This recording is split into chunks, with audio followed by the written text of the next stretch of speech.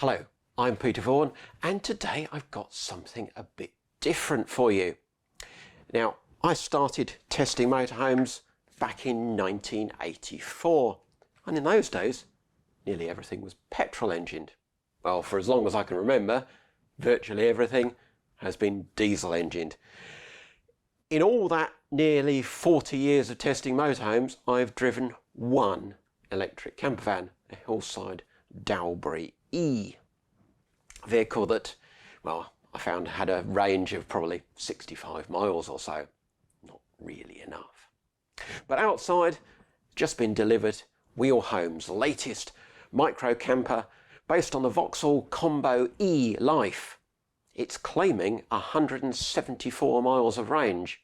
Plenty that should be to get me to my campsite in Derbyshire today. So let's see how we get on. So this is it, the Wheelhome Vikens 3E based on a Vauxhall Combo, priced from £58,000, and look at it, it's car-sized, 4.4 metres long, not much longer than a Volkswagen Golf. Can't wait to get on the road. Now, it's perhaps a surprise that you need something as old-fashioned as a key. No keyless start, you just insert the key like normal, foot on the brake, turn the key. Little squeak you might have noticed, but not much else. You can hear the air conditioning coming on. All very normal. It says we've got 94% charge and 160 miles of range. So, as I say, plenty to get us to Derbyshire, which is about 100 miles from here. So, to drive, pull the little lever into drive, no old-fashioned gear stick, and apply the throttle, whatever you call that in an electric car, and off we go, silently.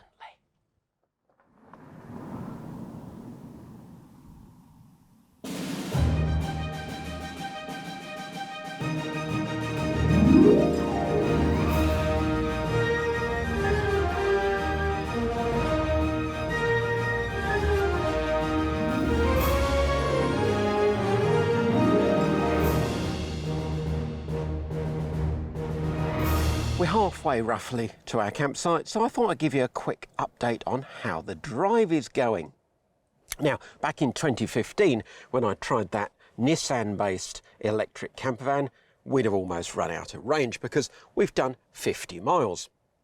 We've only averaged 34 miles an hour, but there's been lots of traffic. We've had slow lorries to follow, and on the A1, I stuck the cruise control on at 60, which I've been told is the sensible thing to do to keep your range optimised. Now, on that basis, we've done 3.7 miles per kilowatt hour. Now, that's the sort of electric equivalent of miles per gallon. We've got a 50 kilowatt hour battery in this Vauxhall, so 3.7 miles per kilowatt hour would give us a 185 mile range, actually a bit more than Vauxhall claim. But then these are pretty much optimum conditions. It's dry, bright daylight, and we've got temperatures of high 20s or even, well, I think it's showing, yeah, it's showing 31 degrees just at the moment. So let's see how we carry on.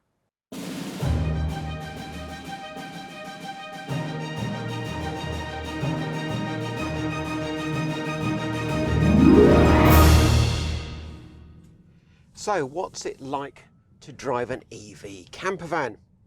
Well, of course, the first thing you notice is just how quiet it is.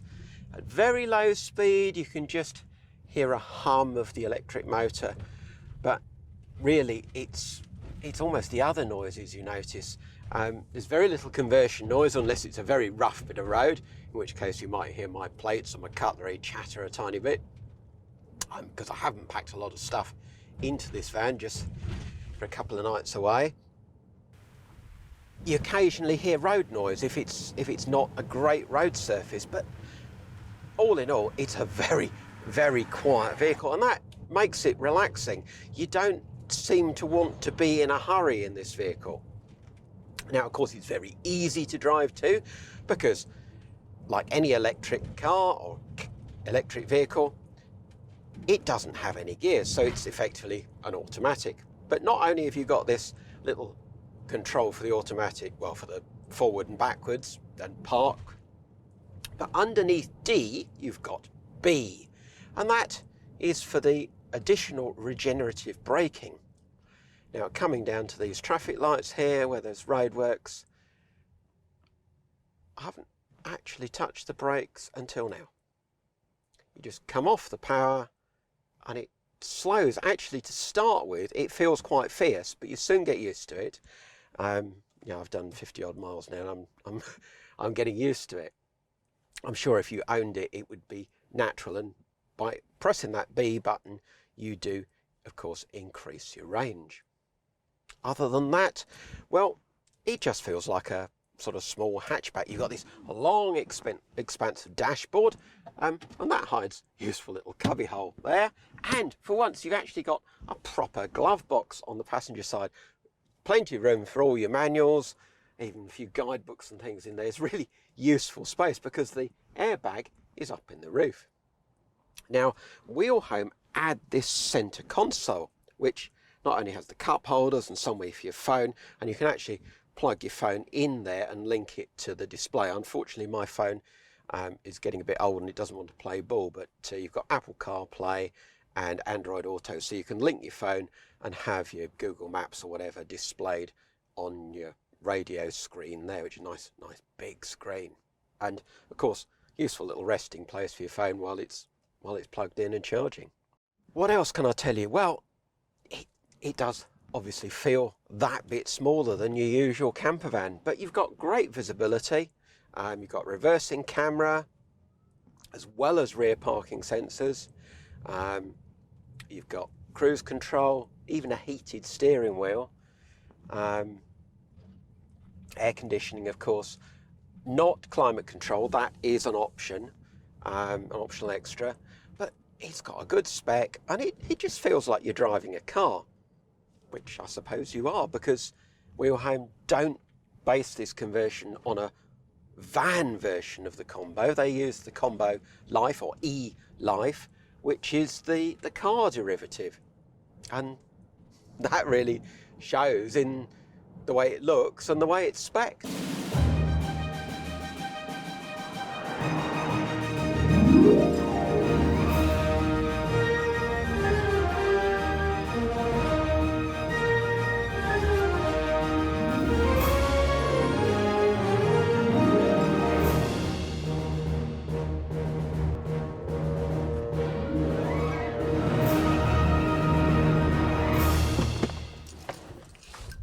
So here we are finally at the Buxton Caravan and Motorhome Club site.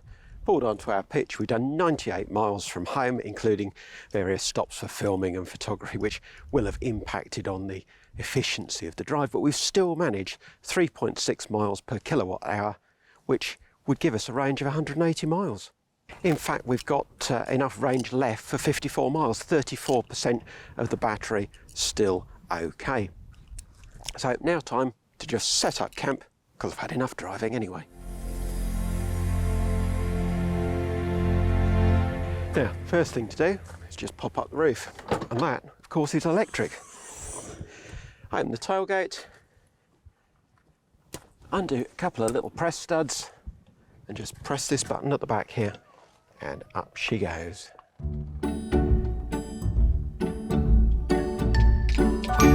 And because it's absolutely baking hot today, I'm very grateful for these fly screen vents on either side of the roof. So the next job is to simply turn the driver's seat from driving mode into camping mode, and that means just sliding it forward, tipping the backrest forward, and then undoing this strap releases squab cushion. So now you have this rearward facing seat in addition to the single forward facing seat in the back of the camper. You can, as an alternative, Wheelhome offer a 4TS version, which will have 4 travel seats, so 2 original Vauxhall seats in the back that are removable. You will lose some storage space if you go for that version, and this is the 2TS, so 2 travel seats, just the 2 cab seats. Then on the passenger side, just slide the seat forward and tip it right the way flat, and it's now completely out of the way. In fact, you can go right the way forward. This soft bag is an option, but it houses your bedding. I've got a sleeping bag, well, quite a bulky sleeping bag, and a thick pillow in there. You don't have to have that, but it's a useful thing to have. And then this panel, if you want it, just slots into place there, and that can be an area for your dog bed. Rover, behave yourself. Sit. Behind Rover there, you can reach in to the 18-litre compressor fridge, and that's a portable unit, so you could actually take it out and carry it down to the beach or something. And then this near side sliding door doesn't provide access to the vehicle, but it does provide servicing for your porta potty, your 10-litre fresh water, which supplies the sink, and of course you can get to your fridge there as well. But we have to have that door shut now because we're going to hook up. Release the bonnet with a catch just inside the passenger door, and of course there's no engine, but Wheelhome do add this tray, somewhere useful to keep your mains lead as well as your vehicle charging lead. And if you should want to lift that tray out, well, then you can see the electric motor that's underneath. Doesn't look quite like a V8, does it? Now we're going to hook up to the campsite electrics in the usual way. And that just leaves us one more job to do. So pull out this charging lead here, open what looks like a petrol flap, and it's flashing green to say that we're charging the vehicle. And we're charging the vehicle from the campsite electrics. Wheelhome say that plugging into the campsite hookup will give you 7 extra miles for every hour that you're hooked up. So if you arrive at your campsite at 5 p.m, say you're going to leave at 10 o'clock the next morning, that's 17 hours, 119 miles. If you arrived here with 50 odd miles already left of range, well, that's you back to full battery capacity. Not bad. And they say too that you're only drawing about as much power as a typical caravan or motorhome, using power for fridge, heater, water heater, all that sort of stuff that you would normally use. Now, the reason the Wheelhome Vikings can use the campsite electricity for charging the vehicle batteries is because it's totally independent on the camping side. You are free from campsite electrics on the camping habitation side completely. Why? Because first of all, you've got 300 watts of solar panel on the roof. Then you've got 640 amp hour of lithium batteries in that centre console in the cab. That's why that centre console is there, to house those leisure batteries. And finally, you've got a 3000 watt inverter, so you can run induction cooker, microwave, even a little electric oven that they offer as an option, all from the leisure batteries, not from the vehicle batteries. So the two completely separate. Wheelhome don't touch the vehicle batteries at all. They're all underfloor. Can't see those. They're buried under the floor of the van. So very neat, completely separate. And that's why this works, because you can charge your vehicle on the campsite ready to go off the next day. Now, Wheelhome are masters of the double use of everything, as you need to be in a small space like this. So the cover over the cooker slides off and gives you an extra worktop at the end of the kitchen. And the cover for the sink, well, that becomes your table. Just add the leg, which stores in the overcab shelf. It's a bit of an odd shape because it has to go around the tap, but does that really matter? It looks a bit strange, but so more worktop and a table. All we need now is some food. And Wheelhome have been doing electric cooking and heating and everything in their camper vans since 2013. So it's no surprise to find that this fan is not only electric to drive, but it's electric in terms of all the habitation side as well. So all electric fridge, of course, compressor fridge, and microwave and induction hob. No gas anywhere in the vehicle. Now it's time for tea. Now while my dinner's cooking, it's worth pointing out that there's loads of storage in this kitchen. Little recess under the cooker, another recess under the sink, a sink with a draining board. We don't often see one of those these days. A really deep cupboard in there, plenty of room for all my pots and pans and crockery, and a cupboard that I haven't even used on just a short trip away like this. And heating as well is built in. That's a little fan heater, should be plenty to keep a small space like this warm. So dinner's ready, microwave meal for one. If you're wondering, cauliflower cheese and Dijon chicken. Yes, could probably just about squeeze 2 people around this table. It would be a bit cosy, but it'd be perfectly adequate. Anyway, cheers.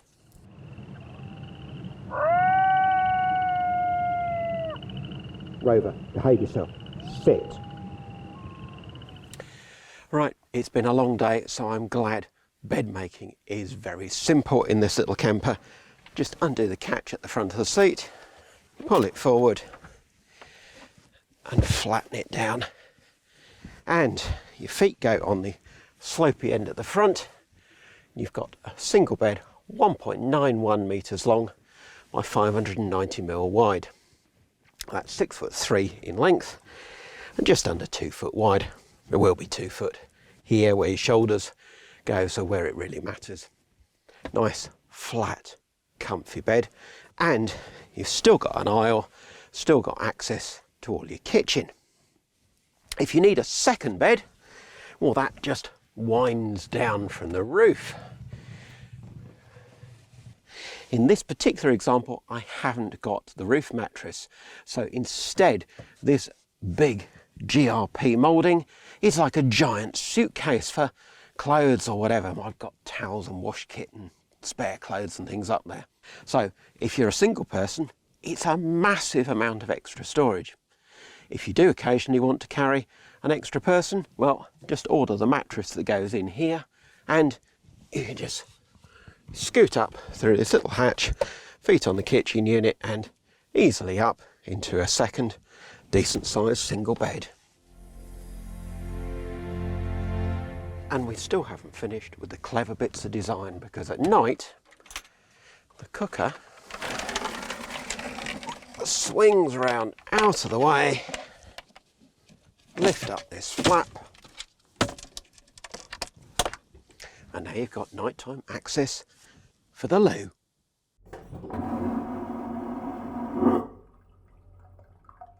This seems comfy. Time for my final verdict in the morning when I've slept on it. Good night.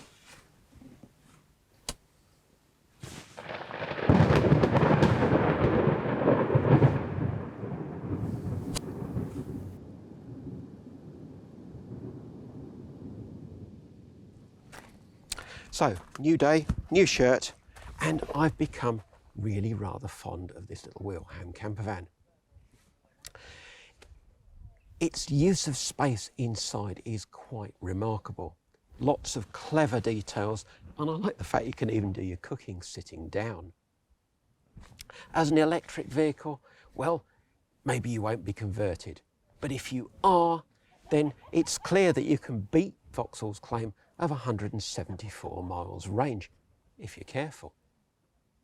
Wheelhome's Stephen Wheeler has even taken one of these to Shetland, a 2,100 mile round trip in which he saved a fortune on buying diesel.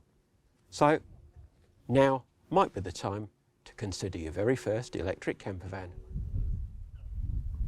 Thanks very much for watching, and if you want to read more about this little Wheelhome, look out for the October issue of MMM magazine. In the meantime, the next YouTube review will be along very soon.